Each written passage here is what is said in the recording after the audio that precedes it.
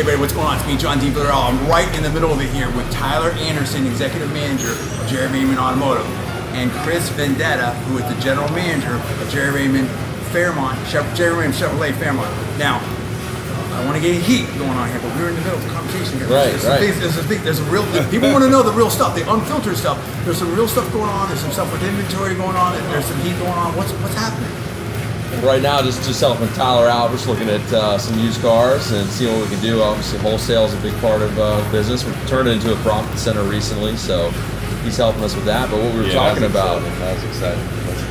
what we were talking about was, whenever I decided to jump on board with Gerry Raymond Automotive, right? Gerry just got his first store. Or you might not even have the store yet. We didn't have the store yet. I remember we had just got fired, and you called me. We were working out at the time. I think it was 5:30 in the morning. We were working out at the gym. And we're gonna get some of that footage at some point. Yeah, we were working out at the gym. We just got done warming up, and then I told Chris what happened. He was like, "Wow." He had just graduated pre-law. It's very smart. Yeah, very, very smart. And we sat down. We started. It was Chris's turn to do bench. He laid down and he lifted the bar up. He got done with his set. He goes, "He's got a pretty good bench." Yeah. Surprisingly very good. Nice. Surprisingly very good. Oh, okay. Surprisingly very good. All right. He's down to 175 or something like that. This guy's tight and right. He's doing that David Goggins stuff. I don't know if he can do it now, but previously he would bench with me, which was nice. Yeah. But he. You got a big bench. You got it. You got it. What do you got? I got enough. I keep it hidden. I don't do it anymore because I don't want to wake up. What was your biggest? My biggest, probably around 405. Dang, that's a lot. Not close to that. I'm only at right now probably. I won't do no more than 275. No, we don't need to. We don't need to get crazy. No, but so he's trying to come back. So he laid down. He got done. He said, "I think I'll get back to car business. You think I can? Of course. You think I can go with you guys? This guy's a killer." I was like, "Yeah, that's Gerry. They won't care, Right? We're all like brothers. Chris was one of us. You were like, yeah, Gerry won't care. I had a whole plan. I was going to law school. Had a good LSAT. I was ready to go. Ready to have a career change. 12, 13 different schools that were going to play for you. Right.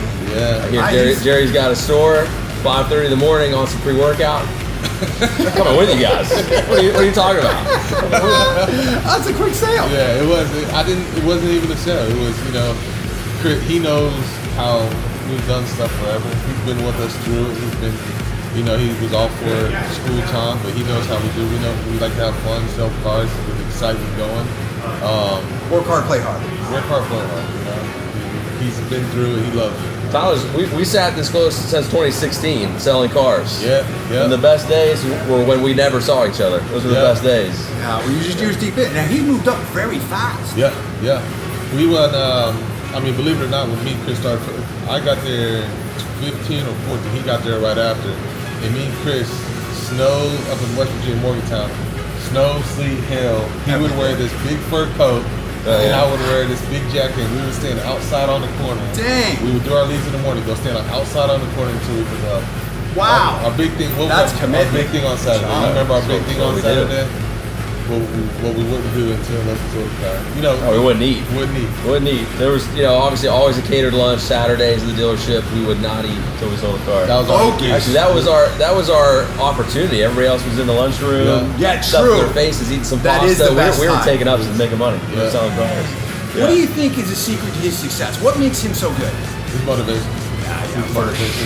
His motivation to be number one. We all have the same motivation, but his motivation is his excitement. He wants to be the best, and the best in everything he does. He's back in the business that he likes and he loves. He wants to be better than everybody else. That's Chris's motivation. He wants to be the best. Obviously, if you're at the store, that's the best store. You're the face of the store. Chris is the face of the store down there. What kind of future do you see for this guy? Chris, the sky's the limit for this.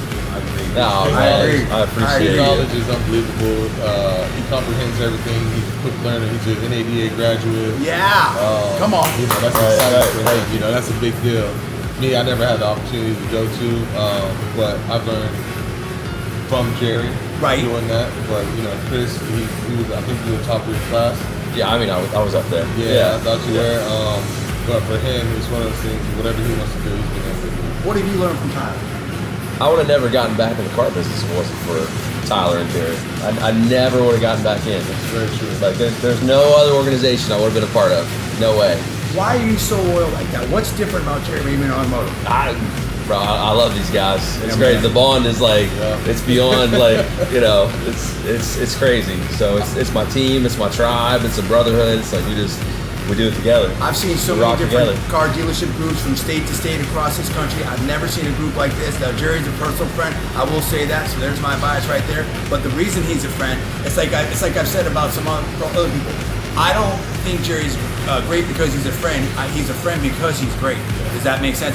And this level of commitment that you guys have together and this bond, this camaraderie, not only is it here in the dealership, but you translate that to the customers. Oh yeah. Of course, yeah. You know, we bring excitement. We'll make the car buying experience fun. You know, I always say there's two big things in the world you buy: a house and a car. You usually buy a car before you buy a house. Yeah, that's true. It's a big commitment. And people like to have fun. They like to be relaxed. And, buying a car is very difficult. But if you're in the right group of hands, right group of people, it makes it easy. It makes the buying process easier. But not just that, you want your customers coming back to you. If there's a problem, just give us a call. You know what I mean? Little stuff like that, but. Just the opportunity of doing that and helping out the community too. Well, we're in the middle, towards the end of. Go ahead. I think with customers, right? We're all a group of guys that we make it happen. You do, right? We make it happen. So customers come in, we're gonna make that deal happen. Yep. We're gonna make it easy to buy a car. Solve a problem, help them out. Because we really want to sell you a car. We really want to make it happen. Yeah. And that's as a crew organization is what we are. We're just a bunch of guys that just want to make it happen. Yeah. I love that. And I don't know how some stores are, but if a customer leaves here and they haven't bought a car, we feel devastated. Yeah. We feel like we have failed. And I think that's somewhat, and I've seen other stores the way they do things, and I've sat in some stores before where, they let a customer walk out the door. It's okay. There's no shame. There's nothing in there. I mean, I've been in times where me and Chris, we couldn't get a customer done, or we were so close and we couldn't get nothing happened. And me and him just sat there like, we just felt defeated. It's interesting that you say that, and I don't want to be too cliche, but just hearing you say that just makes me click in my head because I was an elite athlete, very fitness enthusiast as well. It's almost like you're playing a game. It's having that elite athletic background kind of gears you that way. Yeah. Is that too much? No. You're right on point with that. Really just that being, not necessarily just being an athlete, just being a competitive person. Yeah. Well, super competitive. You don't have to be an athlete. Yeah, you don't have to be an athlete to have a competitive mindset. Right. But you have to be competitive. If you're not competitive in this business, you're not going to succeed. No. And this guy right here is one of the most competitive people. Oh, he is. But not like, but in a good way. In a great way. He'll call me and see where the other stores are at. That's how competitive he is. He wants to excel. Yes. He's not trying to knife anyone in the bag. No. Right. And they do a great job. Got to find the game. You got to win the game. Yeah. Whatever the game is. Yeah. And he does a great job with the other stores if they need a vehicle or if they need a vehicle for him. He does a very good job of helping all the other stores out. But Chris wants to be number one. I love it too. And what was special about us though is like I was ultra competitive. You wanted to make all the money,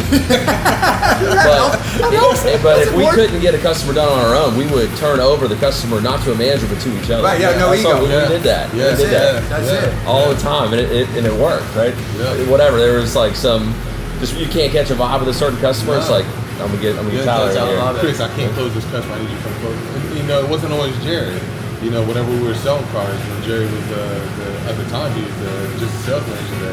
I'm like, Chris, I can't close this customer. You want to take turn on? I love it. Or Chris would be like, hey Tyler, I can't close this customer. Come in and see if you can get me more information out. Oh my God. Because some people just don't like you for whatever reason, right? They just don't like your face, whatever it is. So, we changed the face, and then I'd go take another customer in the meantime, right? And then, turn it back around, like Tyler gets everything done. He goes takes another customer. I'm doing the paperwork with people that didn't like me in the first place, right? Yeah. Surprise!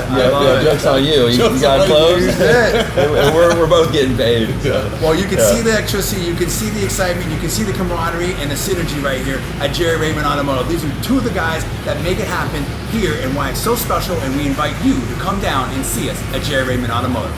Please do. Thank you. That was fire. All right. I love it.